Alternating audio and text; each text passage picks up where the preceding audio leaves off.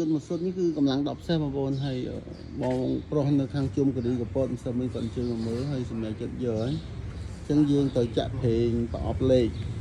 មកពេញហ្មងបងប្អូនហើយជាង2លីត្រហ្នឹងហើយចាក់ប្រេងបាតម៉ាស៊ីនទៀតហើយរៀបចំឆៃជូនគាត់អស់ដើម្បីថ្ងៃហ្នឹងក៏ដាក់ឡានផ្ញើជូនគាត់បាទហើយសម្ភារៈមាន5មុខបងប្អូនបាទគឺព្យួរឆូតរឿងជ្រួយដីកង់ដៃកង់កស៊ូ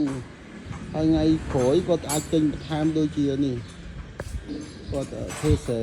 ដល់ពេលដីជ្រោតគាត់អាចទិញផ្លែជ្រោតទៅបន្ថែមឬក៏បូមទឹកកាត់ស្មៅកាត់អីចឹងណាអញ្ចឹងងាយស្រួលមែនទែនសម្រាប់ប្រភេទនេះហើយតម្លៃទៅជាង800បងប្អូនធូរមែនទែនកម្លាំង10សេះបងប្អូនប្រើ